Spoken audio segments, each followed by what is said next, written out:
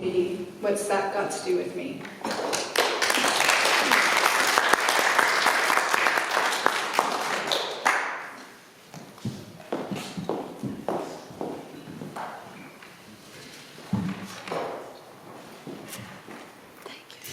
So we have paparazzi in the house today. They've notified me that they're going to tape this. That's Shona down there. She was asking me to make sure that I didn't hide behind the stand, so how's that, Shona? That's great. That's great. Now I'm a little nervous. Are we rolling? We're rolling. I can't zoom in because something's happening here, but that's okay. This is it. This is It's it. coming through. Whatever it is, right? That's It's the way good. Spirit moves. And I've chosen to become a channel for Spirit this morning and trust that these words are what I and you need to hear. Take what you want, leave the rest. A friend that takes Japanese taiko drumming with me was late for an early morning practice last Saturday. She got ready, got in her car, and drove. When she got to practice, she explained that somehow, automatically, she drove to work. When she got there, she wondered why the parking lot was empty and there was nobody at work. Then she remembered it was Saturday and she was supposed to have driven to practice. Now, isn't that the way of it? We forget where we are and what we're doing when we go into our automatic response mode. I'm at church. I must act a certain way and speak a certain way. I'm at work. I must act and speak a certain way. I'm at a social function. I must act and speak a certain way. Although some of that is true, professionalism and propriety are required in some places, are we still being true to who we really are? Am I allowing others to see the real me? Or am I going through the motions of some role I think I must perform? Am I in automatic response mode?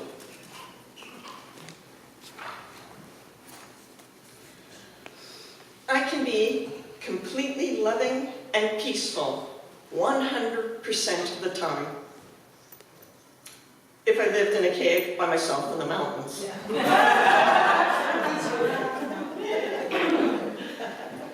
I can live in isolation and not interact with most people.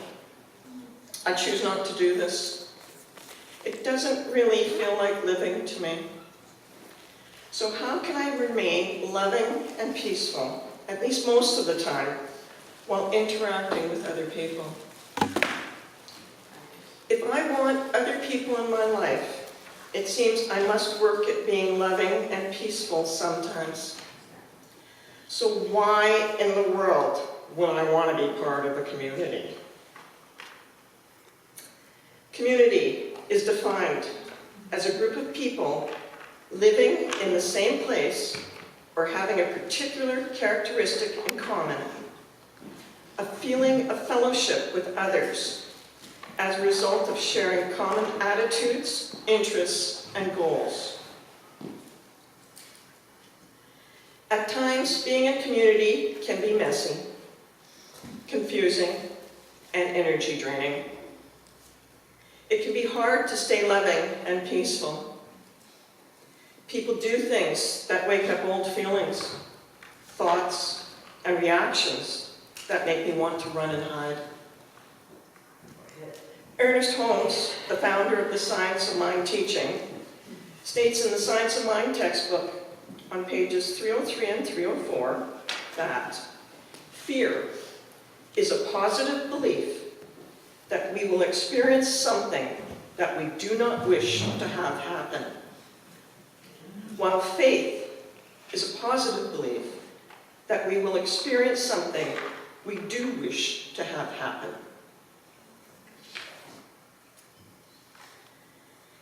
If I must find safe places where I want to work with some or all of the stuff that keeps me uncomfortable and fearful of living around people, then I think the best place for me is this community. This is where I really get to find out how I trust, what I think of others and myself, what discomforts and fears are running in my life, what kind of boundaries I want, how effectively I maintain my boundaries, how I communicate effectively or not, and how sensitive I am to certain things. What a wonderful opportunity to change, heal, or expand all of these. To me, this community is blessed to have people who want to improve themselves, learn different ways of being in their lives, learn to live in harmonious ways, and learn how to communicate effectively. We have classes to teach us how to use the science of mind teaching to improve our lives. We have practitioners willing to hold a space for us while we learn new ways of being in our world. We have people here willing to listen and share their perspectives on how we can move forward in our lives when we feel stuck. I think we are mostly loving, compassionate, and forgiving people. We are willing to explore and experiment with new ways of being. If we make mistakes, we are mostly loved and supported to find a better way. Ernest Holmes stated that life is a mirror and will reflect back to the thinker what he thinks into it. So, building community, what does that have to do with me? Good question. Each one of us gets to explore that for ourselves. Do I want my community to be a reflection of me? The only person I have control over is me. What am I projecting into my world? What do I want to contribute to my community? Do I want to bring peace to myself and others? Do I want to learn new ways of living my life? Is my community a safe place to do this? How do I make it safe? These are all questions only you, can answer. As we answer these questions, we bring our visions together to create this community. I think this is a beautiful, loving space where we can make our visions come true. How much time and effort am I willing to put into making my life better? How much time and energy am I willing to put into improving other people's lives? The answers to these questions are the foundation of what our community gets to be like. As I help you, I help myself. I learn who I truly am. I learn if I walk my talk or not. As I offer words of compassion, offer suggestions on how you may want to change, offer support to you, I realize the words and actions move out from me that I am hearing and doing these things for me. Ernest Holmes states, I am guided by the same intelligence and inspired by the same imagination which scatters the moonbeams across the waves and holds the forces of nature in its grasp. There's a poster in the front foyer on how to build community. It says, turn off your TV, leave your house, know your neighbors, look up when you are walking, greet people, sit on your stoop, plant flowers, use your library, play together, buy from local merchants, share what you have, help a lost dog, take children to the park, garden together, support neighborhood schools, fix it, even if you didn't break it.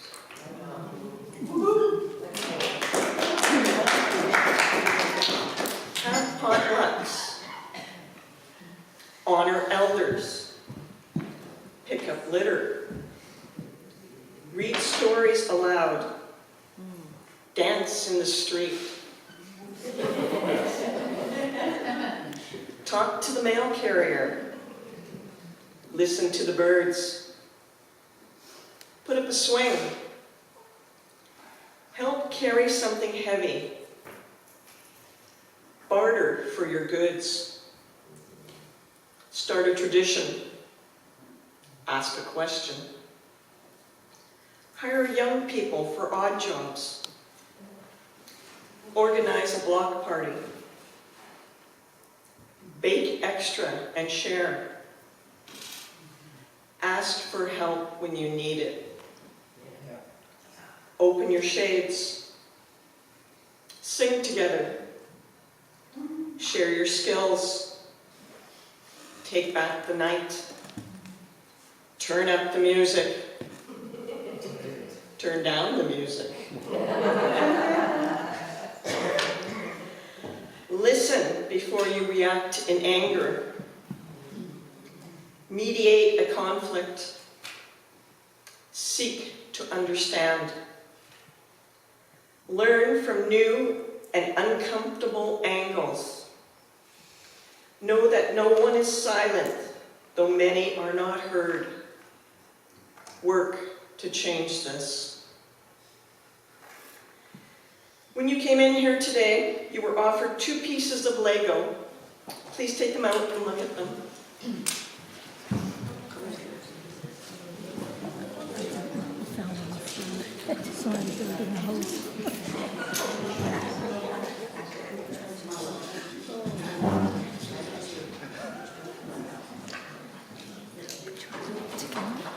They are different shapes and colors. This is a representation of us. We are unique, colorful, whole, perfect, and complete, as we are, all by ourselves. We have limits to how far we can grow by ourselves. This is it. What happens if we decide to connect with others? Sometimes it's difficult.